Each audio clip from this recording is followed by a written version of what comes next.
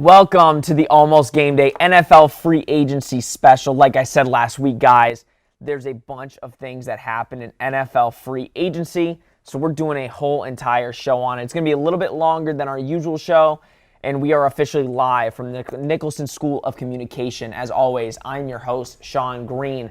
We're going to be talking about everything that has happened up to this point with free agency, but also if we have breaking news, we will be sure to get it to you as we are live. Now, again, like I've said, there's been so many things that have already happened that we need to touch on. So let's first start with pretty much the only team that's done anything important in this start of NFL free agency, the New England Patriots.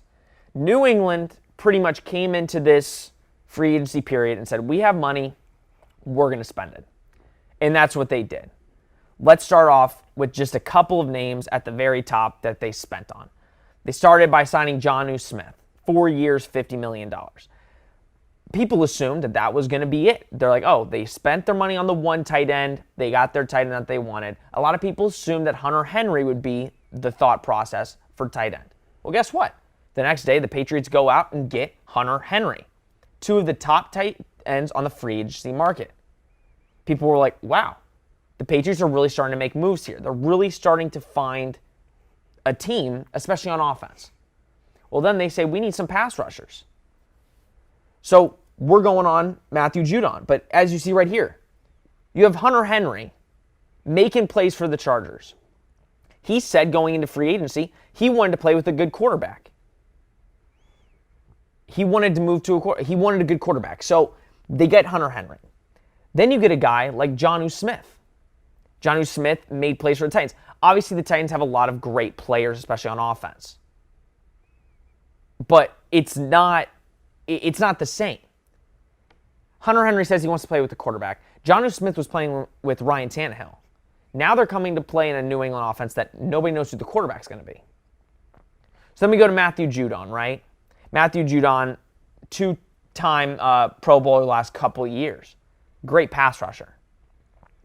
So then we have a bunch of other people on this list that we're going to go to. But to really help this conversation, I want to bring in Nick Geddes, one of the hosts of HTF Bets. Listen, Nick, we've got a bunch of different things that we can talk about, but New England, number one, has just made so many moves to start this offseason. Just what are your first initial thoughts before we get into all of the signings?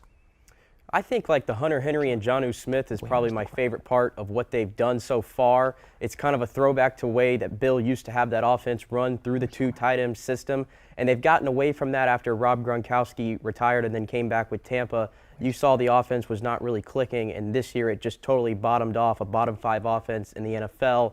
I really like those signings and definitely getting both of them because remember, Hunter Henry has never been able to stay healthy until this year, and yes, he was a very productive tight end, but you definitely need some insurance there. And then Jonnu Smith is a guy who doesn't have a track record yet of being an elite tight end, but I think everybody would agree on that he has all the traits to get there. So I think Bill's definitely going to maximize both of those guys, and you're going to see, I think, Rob Gronkowski, Aaron Hernandez light.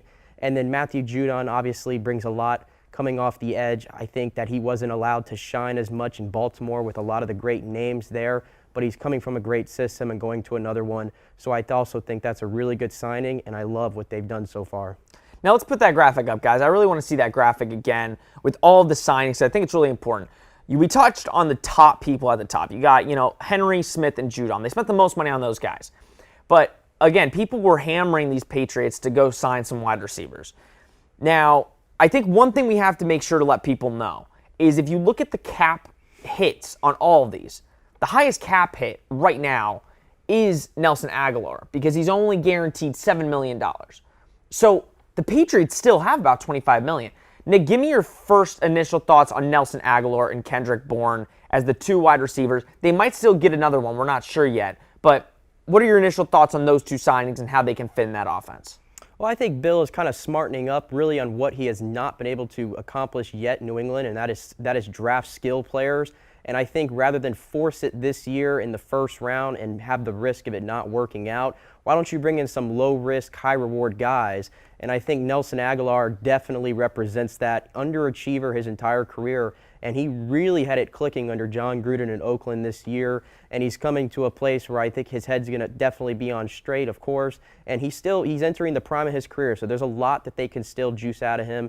And Kendrick Bourne's another guy who showed a little bit last year in San Francisco, albeit, I mean, you can't really talk much about it because obviously Jimmy Garoppolo didn't play all year, and he was dealing with Nick Mullins and C.J. Beathard and whatnot. But he showed enough, and I think Bill Belichick definitely took notice of that. These are guys that are going to be able to get vertical, get down the field, and that's exactly what New England has been looking for. So, like I said, they're low-risk, high-reward signings, and I think it just takes having to force a wide receiver pick in the first round for Bill Belichick out of the way. Let's talk about pass rush. So we've got, yesterday was announced Kyle Van Noy officially back with the Pats. A lot of people, it was like a 50-50 split. A lot of people thought he was going to go to like Tennessee, and people thought there's a little too much bad blood going back to the Patriots because of what happened last year in Foxborough.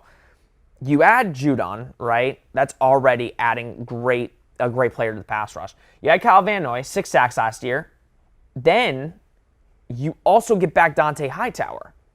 So this Patriots defense, on top of Winovich, Uche, you've got a really good pass rush. You see right there, 2 years, $13 million. And I think, if I'm not mistaken, the cap hit against the Patriots this year is only like $4 million.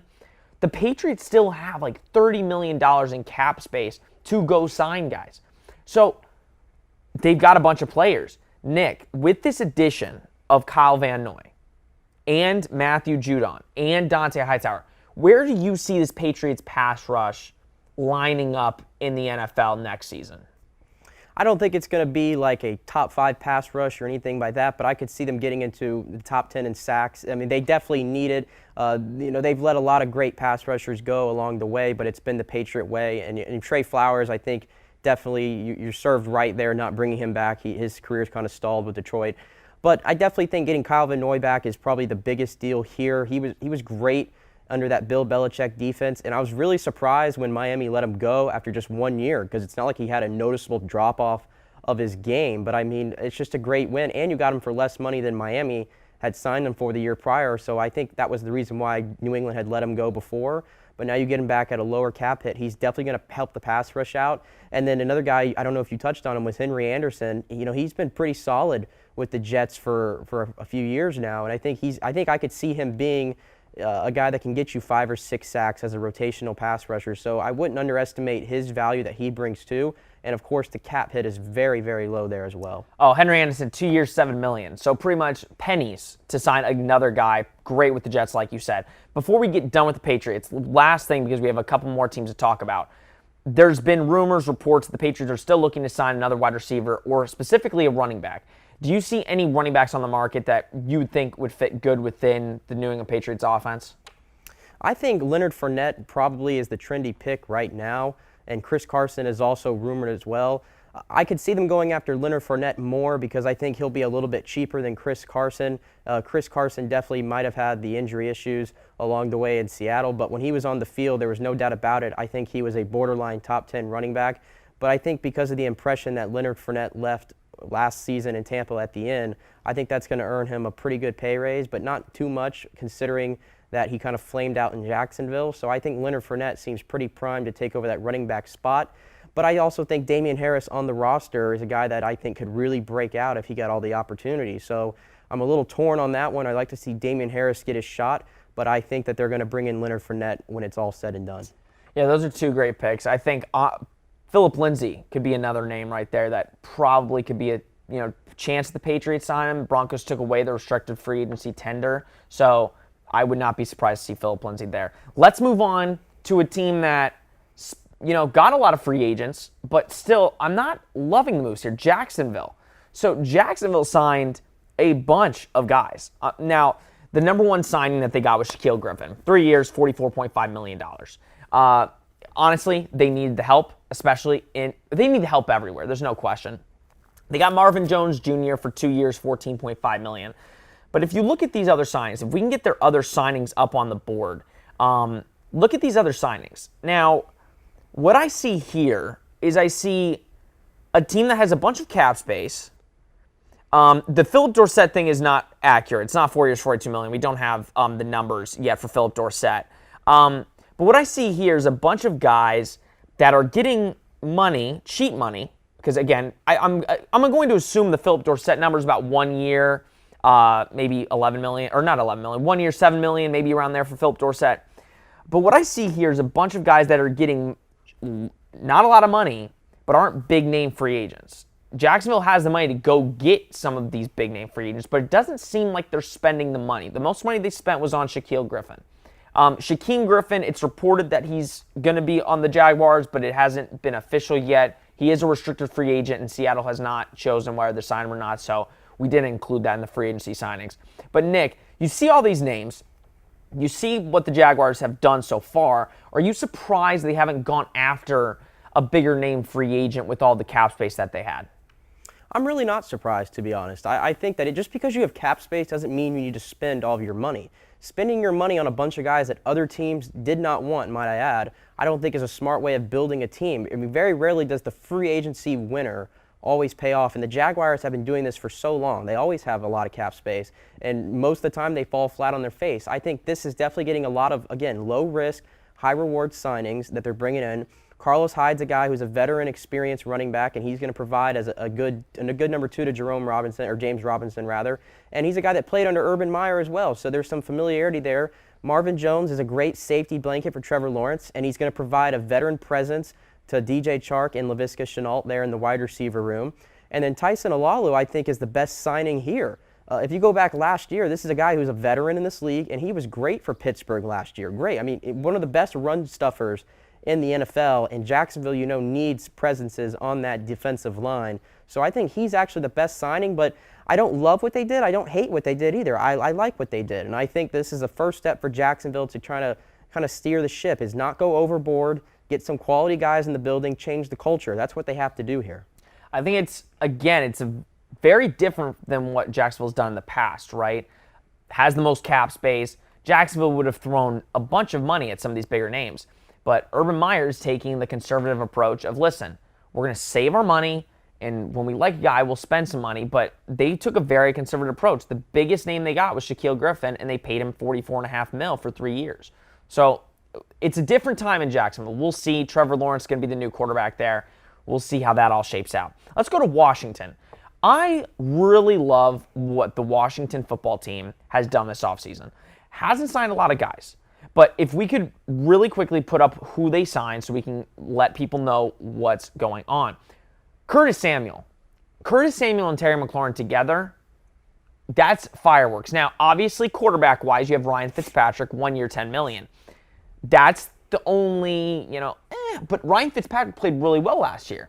He played way better than Tua, but yet they started Tua. No sense, but I digress. William Jackson, great cover corner. I really like William Jackson. They spent a little bit of money here, but not too much to break the bank. I really think they just put themselves right now in an NFC East position that everything's up in the air. Really, the only two teams that are really surefire right now are the Cowboys if Dak comes back, and I'd say the Washington football team. So, Nick, you see these signings. How do you think Washington has started in free agency? I think this is a great haul, personally, and I'll throw a question back to you. Do you think Ryan Fitzpatrick is an upgrade over an Alex Smith at quarterback who they had last year? Well, Alex Smith was 5-1 as a starter, so that's the question mark. Now, Ryan Fitzpatrick played out of his mind last year when he played. I think the only problem I have with Ryan Fitzpatrick is the turnovers. He's a gunslinger type, and I think Washington sets up their defense really well of not turning over the ball. So this is going to create a little bit of a difference in play, is if Ryan Fitzpatrick's turning the ball over, that's putting some pressure on that defense. So I think it's really interesting, Nick. Yeah, that's fair. I think definitely the turnovers, that's who Ryan Fitzpatrick is at this point. He's not going to change. But Ryan Fitzpatrick, I think he's really growing on the entire league, I think. He continues to get contracts even when he thinks about retirement. And, if you think about it, Terry McLaurin and Curtis Samuel, the speed that those guys have, the ability to get vertical with a quarterback like Fitzpatrick who really has nothing to give, he's gonna air it out. That's gonna make for a fun product of football to watch for Washington. And Antonio Gibson coming out of the backfield, and I'm loving right now what the Washington offense is going to provide. I think it's definitely an upgrade over Alex Smith, who, while a great story, was very limited in what he was able to do, and he also had a little bit of a turnover issue as well. So I think that's a great signing with Curtis Samuel, and I think the price tag especially is a lot lower than I think a lot of people thought it was going to be. The wide receiver market has kind of been a little interesting, a lot of great names still there, and Curtis Samuel gets, about just over $11 million a year. I think that's fair for Curtis Samuel, of course. So I think the offense is definitely going to improve, and then William Jackson is just adding another body to a fantastic defense. I mean, what's not to like about that? So I definitely love what Washington is doing, and Ron Rivera is going about this the right way. And I think you're going to see Washington competing with Dallas, like you said, to win the NFC East this year. Yeah, and again, I would not be shocked if they won the NFC East. This is a team that's competing now. That defense is serious. They are a top 5 defense. There's no way about it. Maybe even top 3. And the question was, can this offense be better? And after this, I think this offense is going to be better. Now, again, we just said the question is Ryan Fitzpatrick, Alex Smith. Should they have gone back to Alex Smith? What's the question there? Are they going to draft a quarterback? Nobody knows. But we'll just have to wait and see. Great job by Washington. Final team we're going to talk about right now, Arizona Cardinals. Again, just like Washington, I really love what Arizona has done. Let's put up to show what Arizona has done so far. It's pretty incredible. They get J.J. Watt a couple weeks ago, right? 2 years, $28 million. They need him, Chandler Jones. If he can stay healthy, that's one of the best pass rushers in the NFL. To go get a veteran wide receiver like A.J. Green, who hasn't played a lot in the last couple years, but to pair him up with Kyler Murray, if he plays like he did a couple years ago, it's going to be some special things. And I love the Matt Prater sign. Like, Matt Prater, in my opinion, was the best kicker on the market, and a lot of Arizona's problems was kicking the football. You saw it in the game against New England, especially last year, missed kick. They could have won the game. Then they acquired Rodney Hudson, one of the best centers in all of football. So that offensive line, they're trying to protect Kyler. Nick, you saw what Arizona has done. Out of all these players, what do you think is the most crucial signing or acquisition for the Cardinals this offseason? Well, I definitely think it's Rodney Hudson, if I'm being honest. I'm not crazy about the A.J. Green signing as you are there. He really was not good at all last year with Cincinnati, if we're just being honest. He definitely has lost a lot of his athleticism and his ability to separate, and the connection there with Joe Burrow was never there. Now he's going to go to Kyler Murray. I mean, I guess he's going to be a veteran presence there in the wide receiver room, especially if Larry Fitzgerald hangs it up, which we suspect he might will. But I think Rodney Hudson, though, providing stability to your offensive line is very, very important. And Arizona has not had a good offensive line in so long. And Oakland, or Las Vegas, rather, this is so weird that they would just let him go like this. Because even at 32 years old, I mean, this is one of the best centers in all of football. And he's going to be right there hiking it to Kyler Murray. I just loved what Rodney Hudson brings. He's a veteran guy as well. And, of course, J.J. Watt is a veteran too. And the sacks are not there still, or like they used to be, but the pressures are there. And that's very important as well, because Chandler Jones is still going to get the numbers. So I like what Arizona did. I'm not crazy about the A.J. Green, but Rodney Hudson, I think, is the prize here. And I think this is actually one of the best acquisitions you're going to see all offseason. We do have some breaking news, Nick. I saw my laptop. Cameron Wolfe is reporting the Dolphins are signing former Ravens center Matt Skura to a 1-year deal. So a lot of people thought David Andrews was going to be the new, center. They thought Dolphins were going to sign him. I guess that's not it. Matt Skura is going to the Ravens really quickly. What do you think about that? And now there's a bunch of questions where David Andrews is going to end up. Yeah, it's kind of a little weird there. David Andrews still on the market, but I don't know if you have the numbers yet on what the cap hit was, but I'm sure Skura was definitely going to be cheaper than David Andrews, so that definitely was going to factor into that. This is a rock-solid center who's done a very good job on that Baltimore line for a long time, and he's going to provide some stability there to Miami. So I definitely think Matt Skura is a solid signing, but David Andrews, I'm very interested to see where he picks up and what kind of money he gets, though. It'll be very interesting. We have no idea. I'm going to say Atlanta. I think David Andrews might be going to the Falcons. We have no idea, though. Nick, thank you so much for coming on and talk about all these teams. I really do appreciate it. When we come back, Robert Husby joins me to talk about all the other free agency signings so far to date and what they mean for their new teams. Stay tuned. Here's the story of a show creator who was gearing up to form a bigger crew. One's a California guy, a god of graphics. One hosted Girls on Deck. It's a story of a 4-year nightmare, which is finally coming to an end. Thank God. And the new kid, a Packers lover. Tampa forever. So then one day all these people work together to face a year unlike one that's ever been. And his group rebranded in Orlando. That's the way we all became HTFN. HTFN. HTFN. That's the way we became HTFN. That's blasphemy! Welcome back to Almost Game Day, the NFL free agency special. Like I said, I am pleased to join or bring on Robert Husby to the show. I was just on bets, so it's weird talking to Nick and now Robert. But Robert, how you doing? Crazy week so far. Am I right? Yeah, it's been not as exciting as it probably should be, but no, it's definitely gone well so far. It's definitely gone well for your Patriots. It's gone well for a few other teams, but yeah, definitely not as much action as I think a lot of people would want. I think, again, the conservative aspect by these teams, especially with the cap lowering this year, is telling. But before we get into any signings, I really want to ask your thought process on how these teams are structuring the contracts. It seems like for this next year, the contracts are going to be so low. Like, everybody's getting offered like $1 million of their actual big contract. And then all the other years are like 19 mil, 20 mil. I think we think it's because of a TV deal, but how do you think these teams are really structuring these deals? What is your opinion on how they're structuring them to help their cap room this year? Yeah, no, I think there's just still a lot of doubt about COVID, as far as there's still a lot of money loss going in because there, hasn't been fans in the stadiums in every city, and, I think that's a big issue as well. Obviously, you mentioned the TV deals, that's something that's going to happen. But yeah, I mean, some teams are giving a lot of money guaranteed up front. Some of them are not. There's a lot of 3-year deals, a lot of 4-year deals. So there's a lot of, depending on the player, there's a lot of money being paid for long term, and they're kind of pushing it back to see what happens with the cap. I think there's just a lot of cap circumvention right now. A lot of teams are really in doubt of what their salary cap's going to look like, and there's obviously been rumors that the cap's going to go up. So I mean, there's just a lot of questions with the cap space and stuff like that. Well, one team that didn't really care is the 49ers. So let's put up the graphic. Trent Williams gets 6 years, $138 million to start. That's pretty crazy. Now, he is one of the best tackles in football. So you see a bunch of the names there. I first want to talk about Trent Williams, but again, one thing I do want to mention, you got Shaq Barrett, Levante David, both going back to the Bucs. We'll talk about Trent Williams first. What is it about his play that the 49ers will say, let's give up $138 million in COVID to give to Trent Williams, who is 32 years old?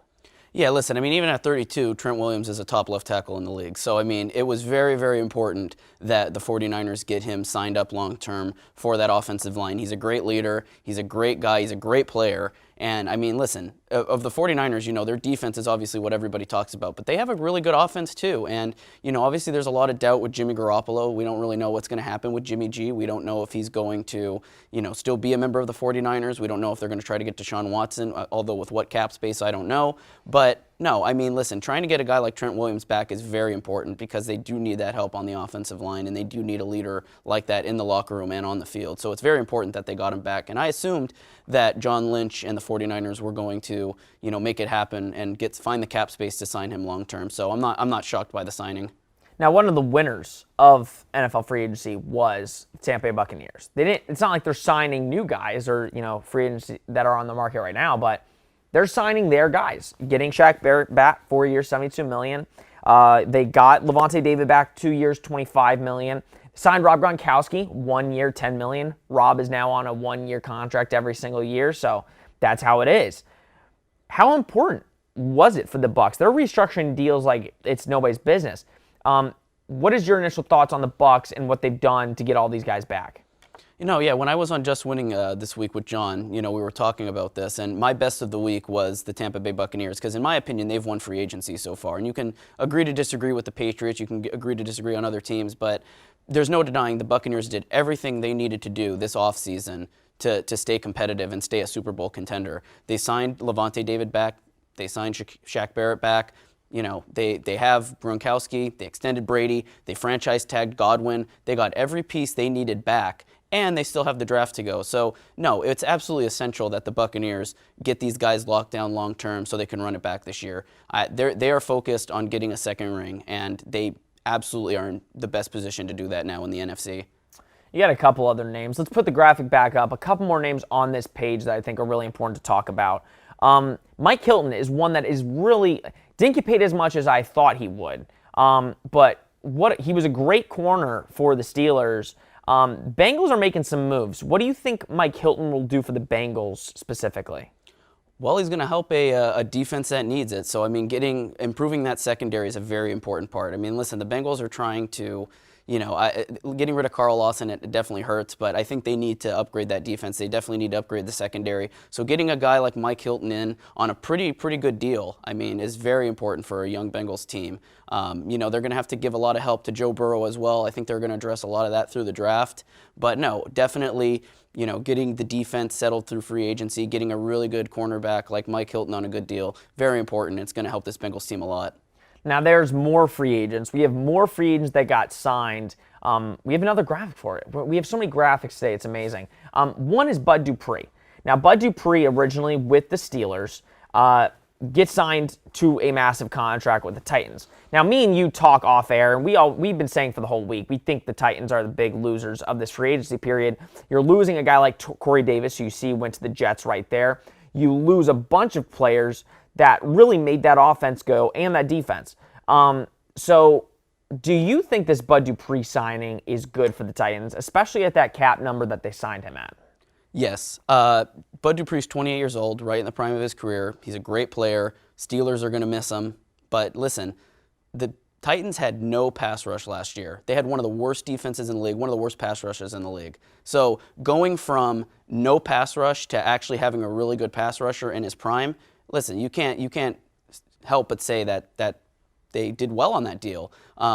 So yeah, I think they still have a lot of holes to fill. They have a lot of guys that they let walk: Jonnu Smith, Adam Humphries, Corey Davis, you name it. And even, on the defense, Malcolm Butler and Jadeveon Clowney are gone. And Clowney was terrible last year, but still, you need help on the defense because you need starters. And getting Bud Dupree for your pass rush already makes them a better defense than last year. No question about it. We have another signing, not a big one. Panthers are signing veteran free agent cornerback Rashaan Melvin to a one-year deal per Drew Rosenhaus. The Panthers will be Melvin's 10th NFL team. Yeah, it seems like Rashaan Melvin's on a different team every season. But let's go back into the other signings. There's a couple big ones. I want to go quarterback, Andy Dalton. He's been the big talk of the NFL world. Bears fans, it was one of the funniest things. I know a couple Bears fans, and it was a couple days ago. In the morning, they were so sure that they were getting Russell Wilson. It was the thing that was going to happen. They were so excited. Their team's back to start them. And then by 3 p.m., they signed Andy Dalton to a one-year, $10 million deal. Rob, first of all, I know it's comical, but what can Andy Dalton actually do for this Bears team that maybe Mitchell Trubisky couldn't do? And what do the Bears need to do at quarterback for the future? Because it just seems like they are now in quarterback purgatory where they're not going to win. Oh, man, listen, the Bears, what a pathetic team. And it makes sense. I mean, I'm dressed like Paddington Bear today. I was going to say. I got the Paddington fit on today, so it might make sense I'm talking about the Bears. But listen, the Chicago Bears, like you said, quarterback purgatory. I mean, oh, my God. Oh, we hate Mitchell Trubisky, so let's bring in Andy Dalton, who's a backup last year, and he's going to fix our problems. Now, listen, according to NFL media, it's at least they tried to go after Russell Wilson. Apparently, the rumored deal was 3 first-round picks, 2 starters, and I think a third-round pick for Russell Wilson, and the Seahawks said no. Good on the Seahawks. I wouldn't trade Russell Wilson. But no, listen, the Bears, they're in desperation mode. You got Mitchell Trubisky, who they don't want. And, they know he's not a starter. So you're going to have to get somebody in the draft. They're either going to have to trade up or they're going to have to go and they're going to have to figure out something in one of the later rounds and hope it sticks. But no, signing Andy Dalton, and if he's going to be your starter out of camp, screams desperation. Screams desperation. I mean, oh my God, like really, what do we see here with the Bears? This is the definition of a team that has no future. No future. And listen, I'd like to say I feel bad for Allen Robinson for signing that mega deal, but not really. He signed it. So, he needs to get some help. But really, I mean, the Bears are going nowhere. That team is pathetic. Hey, maybe you as Paddington Bear can go play quarterback. Listen, You know I what probably mean? would play better quarterback than Andy Dalton at this point. Oh my. Well, we have to wait and see. Obviously, Allen Robinson, he got franchise tagged. He played his contract throughout. He wanted to leave. The franchise tag really, it bit him this year because now he's playing with Andy Dalton. Couple more names. Leonard Floyd for the Rams. I know you're a Rams fan. We talked about that. 4 years, $64 million. How crucial was it to keep him on that defensive line? Yeah, listen, I mean, this is one of the best defensive lines in football. It was best defense in the NFL in the regular season last year. It's very essential that you get Leonard Floyd opposite of Aaron Donald on that defensive line. I mean, listen, Leonard Floyd doesn't get a ton of sacks, but he's a guy that's absolutely going to pressure the quarterback. He's a guy that's going to make plays. He's a great, great player. And so the Rams really the past few years before they got Floyd last year from the Bears, Floyd was really a guy that, the Rams, when they addressed defensive end, would kind of just sort of, sign a one-year deal, sign a one-year deal, sign a one-year deal. And that's what kind of they did with Floyd after they traded for him. So I was actually a little bit surprised they signed him to a big contract like this. But no, now they have some stability, and it makes sense for that defensive line. It's great. I think it is a lot of money, but that's what free agency is. You kind of have to overpay, and, you're getting a guy that you can trust and, has the experience on that line. Last thing before I let you go, Tyrod Taylor got signed to the Texans, 1 year, $12 million. A lot of questions are getting brought up about Deshaun Watson. He just got sued yesterday. I don't want to go too much into that. We don't know a lot of what's going on with that situation. But we do know that Deshaun Watson wants out. Is this signing something that tells you that the Texans they've kind of accepted that they're going to need to get rid of Deshaun? Or is this something that, hey, he's going to play backup, and if Deshaun doesn't, if he sits out, then he'll play? Is that something that this screams to you? Oh, man. If Tyrod's your replacement for a generational quarterback like Deshaun Watson, again, you're talking about the Bears, Texans have got no future either. I mean, really. Hey, would you rather him sign Mitchell Trubisky or something? No, but Tyrod's not any good. Listen, the guy got replaced by Justin Huber, I almost said. Justin Herbert was phenomenal last year. But listen, we knew Tyrod Taylor was probably getting benched 3-4 games into the season last year. The guy's not good. He's a career backup at this point. And for the Texans to say, listen, this is our guy if Deshaun gets traded, oof. You better hope they draft a quarterback, because if this guy's leading your team, you are going to be run into the ground. You're going to be run into the ground. And listen, they don't really have a choice because Deshaun wants out, but sorry. I mean, I don't know what you're going to do. The Texans they're screwed. Well, we'll see where he goes. That's a big question. Where is Deshaun Watson going to land? Paddington, I appreciate you coming on the show, my guy. As always. Up next, Randy Vuxta joins me to talk. There's a bunch of free agents still on the market. So Randy Vuxta joins me to talk about where those free agents might land. Stay tuned. I've already had a good week. This you gonna get an L, Sean. I've never been 0-2 in any fantasy league of records that I've been in, and it ain't gonna start this week. I promise you. Projections don't mean nothing. Come back next week when you catch another L, Nick. Like you've been doubting my Nuggets, okay? Just get ready to catch another L. What you say? That you only meant well, 'cause you did. What you say? That it's all for the best, 'cause it is. What you say? That it's just what we need. You decided this. What you say? What did she say? I am absolutely flabbergasted and shocked, frankly, that the Rams are the underdogs. I say the Rams win at +2.5. It's not even close. Bet the house on the Rams. The Bills lose this one. I don't know why. It confuses me. I don't know. What you say? That you only meant well, 'cause you did. What you say? That it's all for the best. The Astros are going to cry. They're going to lose in 4, and they're going to go home, and they're going to cry and think about what they've done. What you say? That you only meant well, 'cause you did. What you say? That it's all for the best. Okay, so that's wrong. And I'm going Marlins because why not? The Fish don't lose in the postseason. Represent. What you say? Oh, that you only meant well, 'cause you did. What you say? That it's all for the best. Welcome back to the Almost Game Day NFL Free Agency Special. We are starting with a little bit of breaking news. Again, the Texans are releasing veteran tight end Darren Fells. According to Ian Rappaport, he had 11 touchdowns in the last 2 seasons. A little bit confusing there. Darren Fells has played well, so don't know what they're doing there down in Houston. But again, we just talked about Sean Watson. Who knows? But with that being said, let's bring on Randy Buxta to talk about the free agents that are still on the market. We still have a bunch of free agents still available. Randy, how you doing? How has NFL free agency been treating you, man? I'm doing well. I'm a 49ers fan, so I'm glad we locked up Trent Williams. I know you think that it's a bad deal for his age, but I mean, he's one of the best left tackles in the league right now, and I'm glad that we signed him up. But some shocking landings everywhere, and still some shocking guys still available.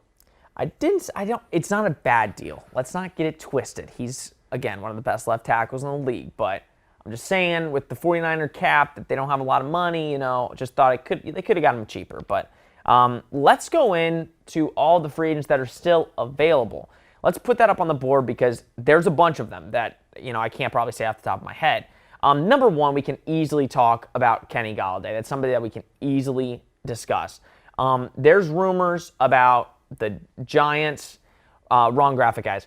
But let's just talk about Kenny Golladay really quickly. There's rumors that he's going to the Giants. He's taking a meeting with the Giants. What is your first initial thoughts on Kenny Golladay? Obviously, the number one receiver out there, but could the Bengals potentially come in and make a late push for him? Honestly, I think if he signs with the Giants, it's a bad mood for him. He leaves the Lions, right, a team that can't compete, and then goes and joins the Giants. I don't believe in Danny Dimes at all. I think you go to Cincinnati, you go where the hot hand is, you go with Joe Burrow, you got Higgins, and you got Golladay, and that's just a great offense right there set up. And then all the signings that they've added in free agency, I think Kenny Golladay should definitely be listening to the Bengals' offers. I mean, when you have Chad Johnson reaching out to you to have you come and join the team, that's some good leadership. So I would 100% ignore the Giants, don't go to New York, don't buy into that, and head to Cincinnati. Yeah, it's a very interesting notion, right? So Kenny Golladay, again, he's the number one receiver there. He has had some injury problems. So I wouldn't be shocked if he's asking for $20 million a year, but we'll see if the Giants or the Bengals are willing to offer that. The Bengals have that cap space, so we will see. Another receiver that is still there is Juju Smith-Schuster. Now, Juju, he's got his TikTok, he's got a bunch of fans. There's now rumors that it's New York Jets is to lose, possibly. He's going to the New York Jets, but Pittsburgh's still in on it.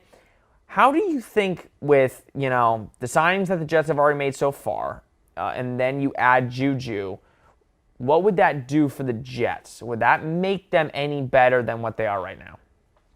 I mean, the issue is you still don't have a quarterback, right? They're going to address that in the draft, obviously, at number 2, but Juju's not going to fix your team. The Jets they're still a few years away from even competing. There's definitely a few guys on that list that I think are also going to end up there with Juju. I doubt he goes back to Pittsburgh. He already told his teammates, I'm not coming back here. So I could definitely see him landing with the Jets, but I also think Richard Sherman's going to go there too. I mean, his old defensive coordinator is the head coach. I think they're going to slide him back to safety as well because he's getting a little slow in his old age. But I definitely think that the Juju signing is a step forward because it allows for another a good number 2 wide receiver to be there, but they're not there yet.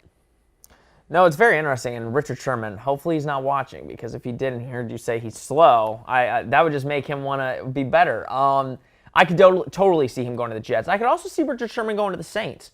I think that's another potential landing spot for Richard. He fits in perfectly there. They already lost Norris Jenkins this offseason, so I think that could be somebody that can easily pluck into that system. Running backs. Haven't seen a lot of running backs go places, right? Now you have the top 3 in people's boards is Chris Carson, Leonard Fournette, and now Phillip Lindsay. So when you're looking at these free agents, you don't need to give me where you think each one of them should go, but are there certain teams that you think, besides the Patriots, because we already talked about the Patriots wanting a running back, but are there some other teams that probably need a running back that you think these guys could fit in well with? Honestly, the Bucks. I think the Bucks could use another running back in there. Well, bring back Leonard Fournette for another run. He played great in the playoffs. Why not just bring him back, right? Also, the Colts. The Colts for some reason always have a bunch of cap space and they don't do anything with it. So having another number 2 guy there as well as reaching out for wide receiver. Kind of disappointed in the Colts so far, but that's how it is every free agency. They never sign anybody. As for other running backs, I've heard Chris Carson, if he's not going to go to the Patriots, he's most likely going to re-sign with Seattle on a smaller deal. So I think he'll just end up back in Seattle. The Packers could use another guy to go behind, but they already paid Aaron Jones a bunch of money. Really, a lot of these guys are going to have to look to be number 2 guys this year instead of a number 1 because no one really trusts any of them to be the number 1 guy. Maybe Phillip Lindsay, but he went from being an undrafted star to just being a good number 2 option. Okay, that's where I disagree with you on. I disagree with you on Phillip Lindsay. I didn't think we were going to have to argue on one of these today, especially. Listen, Phillip Lindsay was injured last year a lot, and clearly the Broncos didn't believe in him as a lot of teams did. They believed in Melvin Gordon more, but I think Phillip Lindsay is one of the best backs in the NFL that can do everything. Whatever team signs Phillip Lindsay is getting a Pro Bowl running back. Why do you think that he's a number 2 option?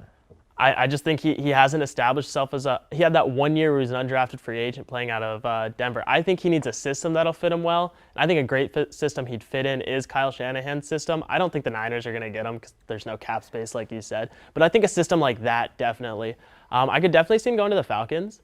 But again, I don't believe in the guy. He hasn't shown it on the field. Yeah, you said he's injured, but you can't just ignore that. You can't just ignore the fact that he's injury prone. You know, you look at guys like Kenny Golladay, he is injury prone, but he's also put up the numbers, right?